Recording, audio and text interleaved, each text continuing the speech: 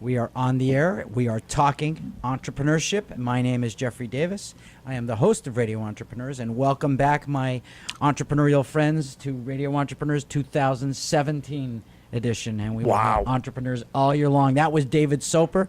He loves entrepreneurs, I think, more than I do. Hi, David. Hi, how are you, Jeffrey? Good, thanks. David is my co-host this week on the show, and will be relieving me of most of the tough questions, and I'll be able to take the low ones.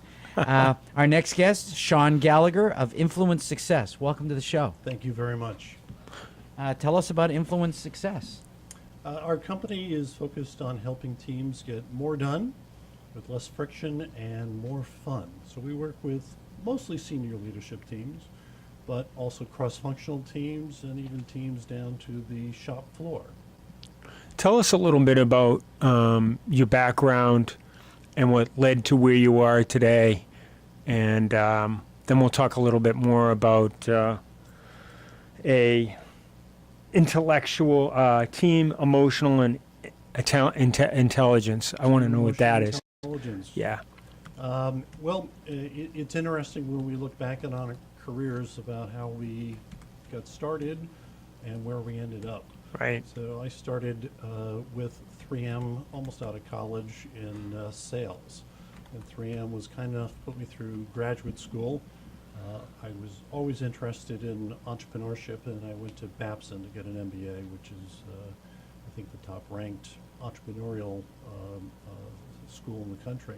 I moved into marketing. It was challenging because I really didn't learn that organizational behavior class. Do you remember taking organizational behavior? Yes. Right. I didn't learn it either. Yeah, it was a shame. No, I took a lot of those classes. That's my background, but I also know the Babson program, and I went through the J&J training program. Wonderful. Yeah. Wonderful organization. Right. J&J does it very well. Right. So tell us a little bit about team emotional intelligence. Did you devise this, or have you enhanced it? And what's the difference between your organization and you know, in the last, I don't know, since I've left the corporate world, I remember in the early 2000s, right up into 2010 and 11, everything was about kumbaya, hold hands, let's go off campus and do meetings and, you know, all that warm and fuzzy. And you seem to get back into the office, the buzz lasts for a couple days. And Well, I think you bring up key points, which is the fact that we will try to introduce a concept.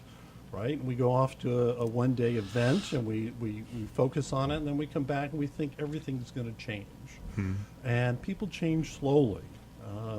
If they do it all. If they do it all, it requires time. Good point. In fact, to change a culture requires a lot of time, So one of the biggest projects I worked on was in Australia for a company called Telstra. They were essentially the Verizon of Australia. Yep. And things really didn't change for them until they realized it was going to take years. It was going to take years of focused attention on the new behaviors. Now, in a smaller group, in a team, all right, you can get faster results, but it's taken us a long time to get where we are today. And those are all created, our behaviors are based on our experiences over our lifetime. We build patterns and habits. And those are connected in our brain. We've created neural pathways. The key is changing the behavior. And whether that team is, for example, the three of us talking here, a team can be three people. You know, we bring our individual perspectives, our individual preferences. I'm back. And then what we'll develop is our own little culture about Right. how we work. And then we develop either good habits, called norms, or bad ones. right. And most teams fall short of potential. All right, great article in the Harvard Business Review last year. Headline was 75% of cross-functional teams are dysfunctional.